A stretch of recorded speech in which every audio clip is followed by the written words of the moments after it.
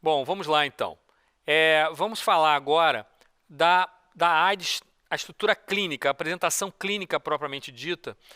A gente já deu uma conversada sobre as apresentações das doenças definidoras, mas nós precisamos falar aí das doenças que acometem o doente na fase clínica propriamente dita de AIDS, nas várias fases da clínica, da apresentação clínica da AIDS. Então a gente pode falar, claro, do acometimento renal da AIDS. O acometimento renal da AIDS, a gente tem aí um acometimento pelo próprio vírus.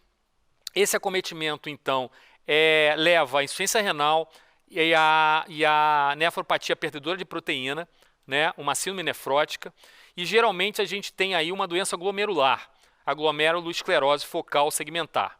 Então, do ponto de vista renal, é basicamente isso, a doença causada pelo próprio vírus, levando à glomerulosclerose focal segmentar, insuficiência renal e, enfim, e a perda de proteína na urina. Do ponto de vista ocular, a gente tem comumente a infecção pelo citomegalovírus. Então, do ponto de vista de acometimento infeccioso, na AIDS do ocular, a gente tem aí o acometimento pelo vírus, pelo citomegalovírus. Do ponto de vista de acometimento orofaríngeo, a gente teria, então, que a gente já discorreu anteriormente, a gente teria basicamente a cândida, aí acometendo a orofaringe, o esôfago, e o tratamento, como a gente já falou também, com nistatina oral ou ainda fluconazol, outros antifúngicos. Do ponto de vista ainda de orofaringe, a gente pode ter o acometimento da leucoplasia pilosa. Do ponto de vista de doença neoplásica, como a gente também já descreveu anteriormente, a gente tem aí o sarcoma de Kaposi, a gente tem aí o carcinoma invasivo uterino, a gente tem os linfomas, a gente tem situações clínicas que como a gente já falou anteriormente. Do ponto de vista respiratório e neurológico, nós vamos tentar aí falar mais à frente, claro, principalmente do ponto de vista respiratório, alguns acometimentos específicos, entre eles a pneumocistis, o próprio pneumococo, a tuberculose, e do ponto de vista neurológico nós vamos falar de vários acometimentos diferentes e nós vamos discorrer aí a seguir, logo após a gente falar da AIDS clínica do ponto de vista respiratório. Então, do ponto de vista respiratório, nós temos então o que a gente chama de pneumo-AIDS. O que é o mais importante acometimento chamado de pneumo-AIDS? Então, o que é o mais importante então no nosso meio? O que é o mais importante do ponto de vista de pneumo-AIDS? Nós estamos falando então de tuberculose. A tuberculose no HIV é a infecção mais importante do ponto de vista de acometimento pulmonar. Então, todo HIV positivo é igual a fazer o PPD. Então, a gente, diante de um PPD maior ou igual a 5 milímetros, a gente vai investigar como é que é o acometimento da tuberculose nesse doente. Se a gente está diante, por exemplo, de um acometimento puramente de uma tuberculose latente ou ainda de uma franca doença tuberculose nesse doente acometido pelo HIV. E claro, você pode ter tuberculose extrapulmonar também em fases mais avançadas. Aqui nós estamos falando de pneumo-AIDS, então a gente tem essas duas situações a partir da investigação com o PPD maior ou igual a 5 milímetros, a AIDS, a tuberculose latente e a tuberculose como doença propriamente dita, com acometimento pulmonar, com caverna, com derrame pleural, enfim, com acometimento pulmonar clássico que a gente está habituado a ver, né?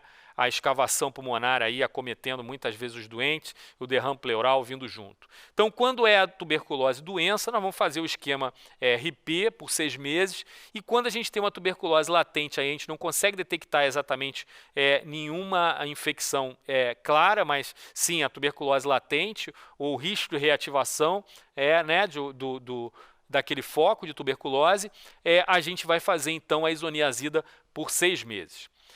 Do ponto de vista de tratamento da tuberculose, a gente tem que lembrar o seguinte, que quando a gente está diante de uma tuberculose, junto com o vírus HIV, e a gente ainda não começou a terapia antirretroviral, nós temos que iniciar o tratamento da tuberculose antes e aguardar aproximadamente 2 semanas para começar a terapia antirretroviral.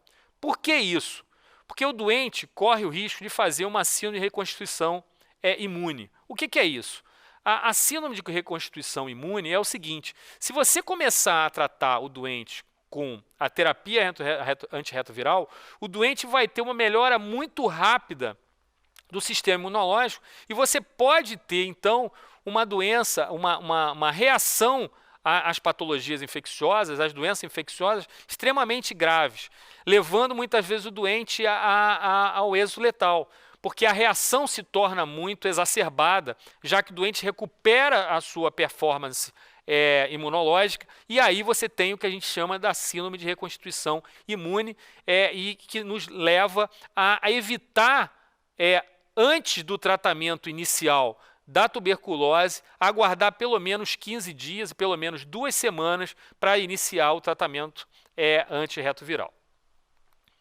Bom, do ponto de vista de acometimento, então, pneumoaides, a gente tem a pneumocistose, aí a gente falando do pneumociste girovese, e é uma apresentação clínica bastante característica do ponto de vista de acometimento pulmonar.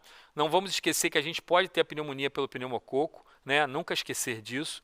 E o pneumociste leva a um quadro de infiltrado pulmonar intersticial difuso, geralmente, causando bastante dispneia, ou seja, essa pneumonia intersticial compromete bastante a difusão na troca gasosa, né? A difusão de O2, a difusão de gases, levando a importante hipoxemia e, claro, pode acometer também por esse processo inflamatório, acaba dificultando muitas vezes a perfusão pulmonar, né? O quadro inflamatório é bastante grande.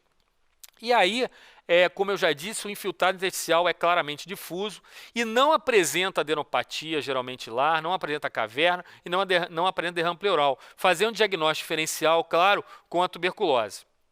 E como é que a gente faz o diagnóstico, então, além da radiografia com esse infiltrado intersticial difuso, com essa trama toda acometida, com esse infiltrado levando a esse processo inflamatório tão grave a ponto de causar importante hipoxemia no doente? Então, o diagnóstico geralmente é feito pelo próprio escarro, em torno de 90% das vezes, LDH geralmente aumentada, maior que 500, e o lavado com biópsia transbronco, que a gente consegue um resultado em torno de 100% do diagnóstico do pneumociste girovese. Apesar de ser um fungo, o esquema de tratamento é com sulfametoxazol trimetropin em torno de 21 dias. Né? Esse é o tratamento do pneumociste girovese, o PCP. Né? E aí ainda lembrar, dependendo da gravidade da hipoxemia, quando a PaO2 for menor que 70, você tem que entrar com o corticoide, que vai mudar a história dessa infecção na pneumoaides. Ou seja, se você estiver diante de um quadro desse, com piora hipoxêmica, piora respiratória, doente muitas vezes evoluindo para prótese ventilatória, você tem obrigação de entrar com o corticoide por 21 dias, junto com o tratamento base de sulfametoxazol trimetropin. Bom, vamos falar agora da neuroaides. Então a gente tem várias formas de apresentação, focal, multifocal, difusa. Nós vamos tentar amarrar um pouco essas apresentações no final para a gente poder tentar guardar bem como é que são as apresentações de neuroaides. Então vamos falar então da primeira, a meningite mais AIDS. O que a gente costuma ter? Qual é o acometimento? A gente está falando então do Cryptococcus neoformans com uma forma mais clássica de acometimento, com febre, cefaleia, confusão mental do ponto de vista clínico. Cryptococcus neoformans aí acometendo a meninge, causando esse quadro bastante exuberante, e o diagnóstico muitas vezes acontece por punção lombar, né, com hipertensão licórica na maior parte das vezes, porque a resposta local com a produção de imunoglobulinas acaba por levar uma pior circulação do sistema licórico, levando à hipertensão. Então, o doente que apresenta essa clínica com AIDS, né, meningite com AIDS, e com quadro de febre, cefaleia, confusão mental, e apresentar, então, a punção lombar, já uma hipertensão licórica, a probabilidade de você estar diante de um quadro de Cryptococcus neoformans é extremamente alto.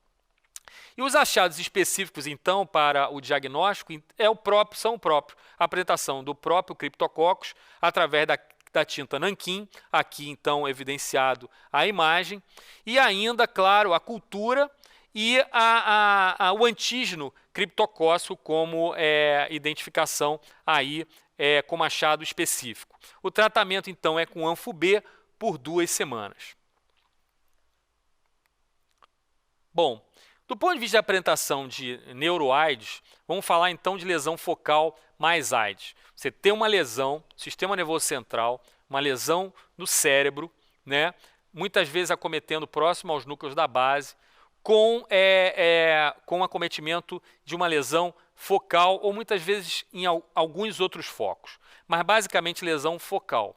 Então a lesão focal clássica com crise convulsiva e hemiparesia, ou seja, uma lesão acometendo uma região próxima ao córtex com halo de edema, e a gente vai ver aí então a tomografia, a gente tem que pensar no toxoplasma gondii. E aí o diagnóstico clínico radiológico se faz necessário.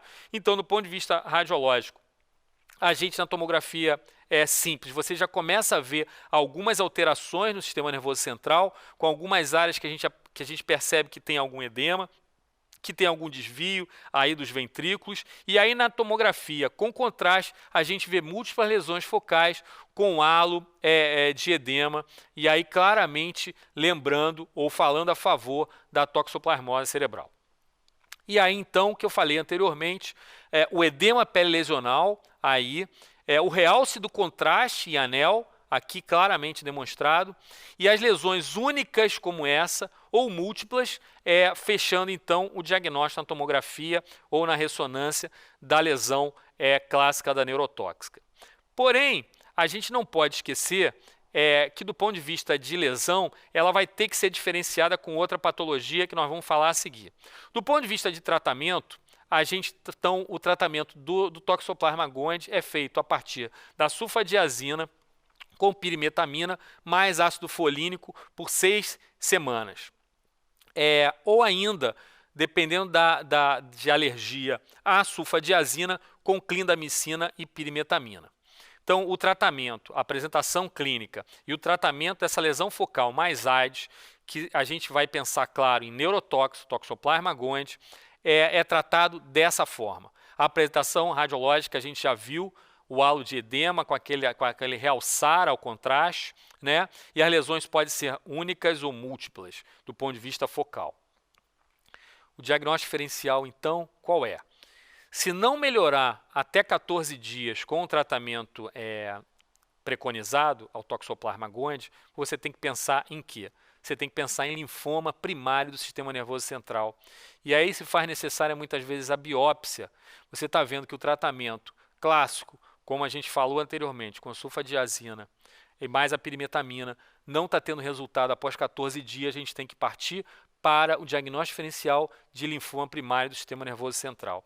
E aí, claro, muitas vezes uma das coisas que favorece é a gravidade da evolução da doença. Geralmente, a gente está falando aí de uma doença definidora com acometimento viral, vírus Epstein-Barr, já que você tem, então, uma resposta imunológica de defesa lá, olha lá, com CD4 abaixo de 50. Então, é fase de AIDS mesmo, como é a outra patologia também, não deixa de ser, mas você tem uma fase de evolução de doença extremamente grave, com uma resposta muito ruim, aí o vírus Epstein-Barr levando, então, ao linfoma primário do sistema nervoso central. Então, aí, geralmente, poucas lesões, a gente apresenta lesões periventriculares, né? E o diagnóstico é feito pelo PCR do Epstein-Barr vírus também no líquor. O tratamento é radioterapia paliativa, porque geralmente essa situação clínica é bastante avançada do ponto de vista de doença. Então, linfoma primário aí, o tratamento é radioterapia paliativa. Bom, vamos falar então agora do acometimento multifocal. Nós já falamos então da meningite mais AIDS, nós falamos da lesão focal, e agora vamos falar do acometimento multifocal mais AIDS. O que então a gente tem de neuroaides aí? Então a gente tem uma apresentação com vários focos, afasia e distúrbio visual, e nós estamos falando dessa doença multifocal, nós estamos falando do vírus JC, acometendo a substância branca. Nós estamos falando aí de leucoencefalopatia multifocal progressiva. E aí a apresentação não precisa ser radiologista para perceber o acometimento aí multifocal de várias áreas pelo vírus JC na doença AIDS aí da neuroaides. E aí, claro, o termo já falado anteriormente, a leucoencefalopatia multifocal progressiva. Acometendo então o sistema nervoso central sendo acometido então pelo vírus JC. Bom, o diagnóstico é basicamente feito a partir da ressonância nuclear magnética, que a gente viu anteriormente, com hiperdensidade, hiperintensidade em T2 e pelo líquor, né? Do ponto de vista de tratamento, o tratamento da AIDS, do vírus JC na AIDS, o tratamento é a terapia antirretroviral. Vamos falar então agora da lesão difusa, da AIDS com lesão difusa. Qual é a patologia, qual é a neuroAIDS, então, com lesão difusa? É o próprio acometimento pelo vírus HIV no sistema nervoso central e a gente chama, então, de complexo demência pelo vírus HIV. Então, você tem alterações aí compatíveis com demência, né? Com alteração cognitiva e comportamental e atrofia cortical. Então, o vírus acomete todo o encéfalo, levando claramente aqui a uma hidrocefalia ex-vácuo, uma redução importante de uma atrofia cerebral característica, clássica, então o complexo demência e HIV. O tratamento mais uma vez, como a situação anterior do vírus JC, é a terapia antirretroviral. Bom, e aí então, para a gente fazer aí um apanhado de neuroAIDS, nós temos então aí a meningite criptocócica, nós temos então a lesão focal, aí a gente vai estar falando, claro, de toxoplasmose cerebral e vamos estar falando do linfoma primário. Do ponto de vista de lesão multifocal, a gente vai falar da leucoencefalopatia multifocal progressiva, vírus JC, e do ponto de vista de lesão difusa, com atrofia cortical, nós estamos falando aí da demência pelo próprio HIV.